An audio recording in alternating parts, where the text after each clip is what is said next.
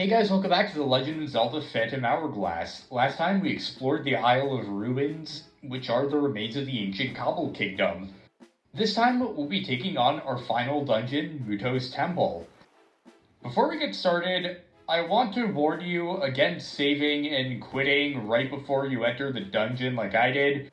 When I started the game up again, I was back on the Isle of Ruins with the water level lowered and all of my progress here undone, but strangely enough, all the markings on the map were the same. Thankfully, I had a save state in front of the dungeon, so I didn't just have to do everything all over again. So let's get started. Welcome to Mutoh's Temple. Look at this place. I bet it's packed with traps. We better be extra careful here, Link. Bombs buy time. Yeah, I guess they do. He who chooses the hidden path over the long road will cross in time. If you see an area like this...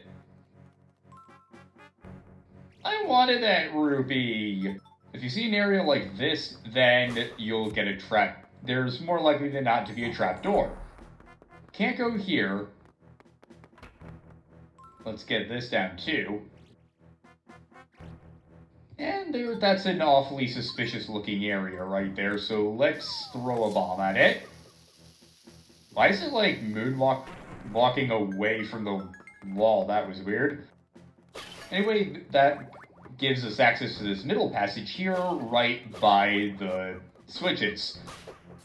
These have really short timers, so what we want to do is throw a bomb here, or you can use a bomb chew, and then book it over here.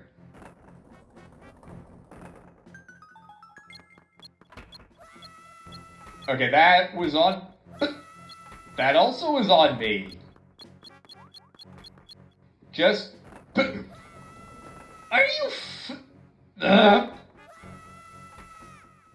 That last one was not me. I swear Link just ran on his own for no fucking reason. Okay, let's not do that badly on the rest of this dungeon.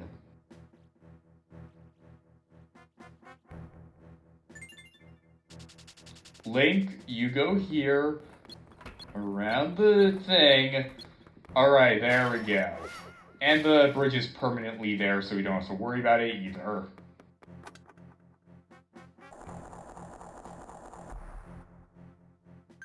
That opens a path back to the beginning, and it's a mini-boss. Now, I found out just recently that you can actually pull a Stalfos' skull towards you with the grappling hook, so it's an easy way to get them to stop bouncing around.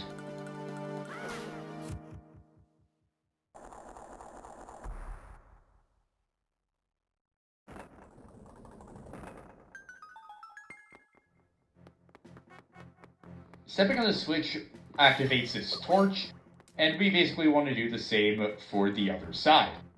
I really like how they incorporate the design of the pyramid into the dungeon layout and how compact everything is. It's definitely a lot more unique than all of the rectangular... Shut up! Shut up!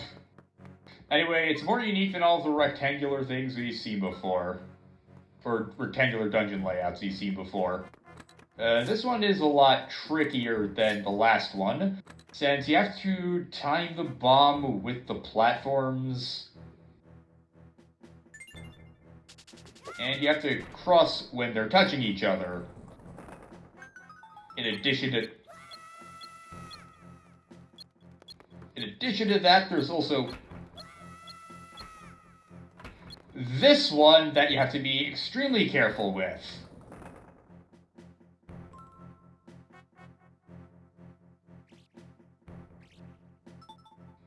Okay.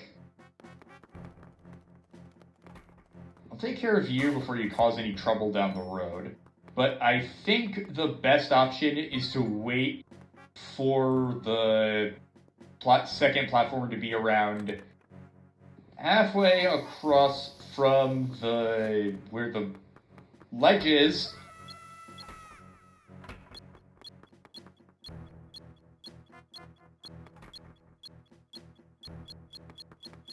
Ah! No, you can't send a bomb chew over the gap while the blocks are out of alignment, like I tried to do. Good to know, I guess.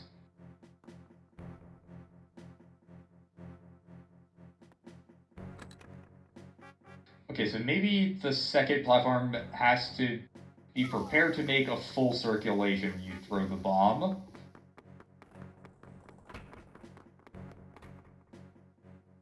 Wait, did our progress last time count to quit the timer?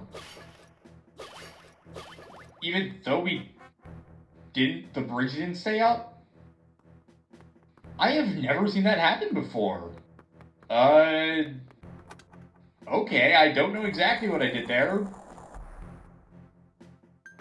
But that opens up a path back to the start, and we have another mini-boss. And it's Stalfos again. Using our grappling hook trick, we can make easy work of them, though.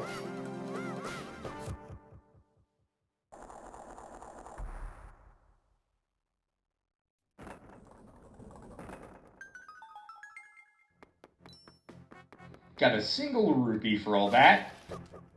At the very end of the first floor, we light another torch, and that lets us go down. Yeah, this is a pretty expansive dungeon. And we also have Stalfos that seem to be based on, like, sailors or maybe musketeers. And they don't actually have a unique name. Or if they do, it's one that they never told us because they never really bothered to give official names for the enemies. Much to my chagrin. That chest looks very important.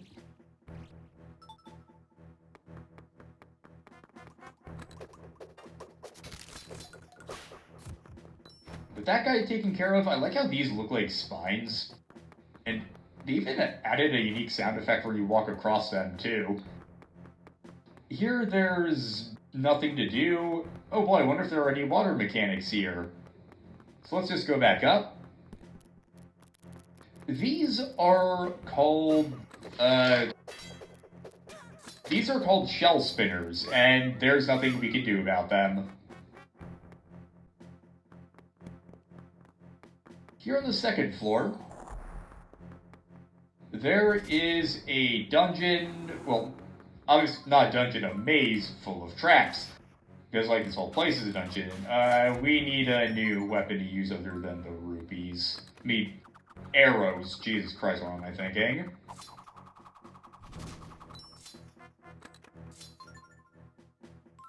Let's use our bomb instead.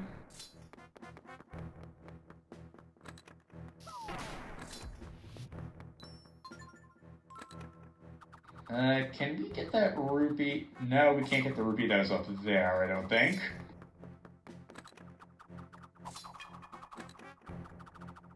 How about you two? Or you one, rather. Plus a treasure chest over there that we definitely want to get. One bomb, two bombs. Dark Pearl Loop, great. Anyway, Mutoh's Temple is my favorite dungeon in this game. So far, we've seen really creative use of minimal space, and but there was one of these things earlier. I wonder what it is. I think I saw one in the Temple of the Ocean King too. Looks like a switch, but it's rusty and probably won't budge if you stand on it. Yeah, they don't do anything now. The point is, I like the creative use of the space and how everything's laid out, and they really just make the most out of limited resources. And actually, I wouldn't even say it's limited resources, since they just pack so much into such a small space. The puzzles are really clever, and the mechanics are memorable. I just really like this dungeon. And you can probably tell this was a Ruby-like because its skull appeared before any of the other enemies.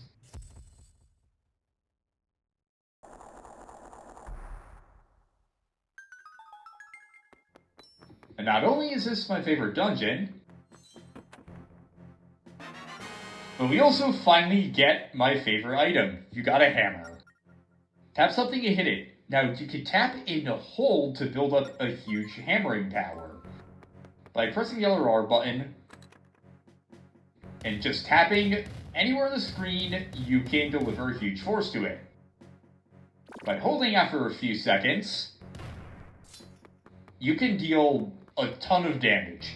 This is really useful for dealing with enemies. A simple tap from the hammer is enough to hit the rusty switches, although it is way more fun to build up power and then do it.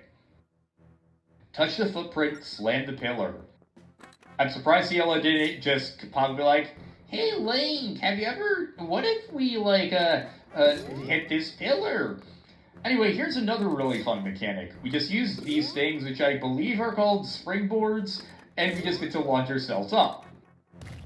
The hammer will also flip around the shell spinners, although they'll also flip them around so they're on their bellies again if they were already flipped over. So you gotta be careful if you're next to a horde event so that you don't flip any back over. Boing, there are no treasure chests on this floor. You only exist for the one really obvious chest that was in the maze.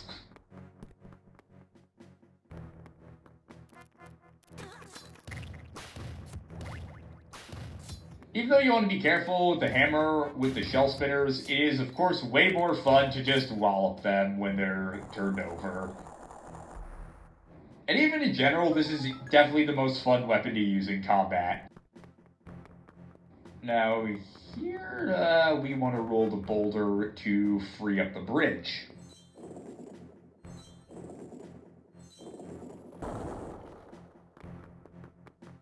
Now that we can run across the spines, there is a locked door here and some pyramid-looking thing with arrows on it. That kind of looks like a keyhole. I thought I was going to go into the water there. Anyway, you may be undead, but I have a hammer. So, oh geez, these guys are fast with the swords. There you go.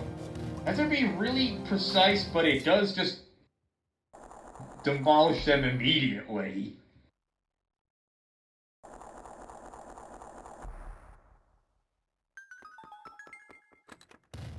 Yeah, there's something around here. So, let's go down to the basement floor 2. I was accidentally still holding. Again, we have another really wide, expansive abyss space that I love. By hammering these switches, this trap activates, and we just have to follow close behind it, and here. And, well, go here. Now, this area is basically a ride across the abyss. Also, the hammer can grab items, which is great since it can reach basically anywhere on the screen. There just can't be a wall in between you and whatever you're trying to hammer. But we want to take care of the Stalfos and hammer all the switches to either side. Did we? No, I don't think we missed anything. That causes the spike bar to roll around so we can get it around it. Down here, this is our 20th and final courage gem. It's been a long way, but we have all of them, and there's only 3 more gems left.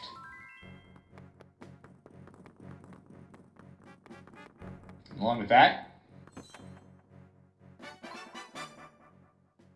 use this key to open locked doors. Touch a door to open it, you can only use it once.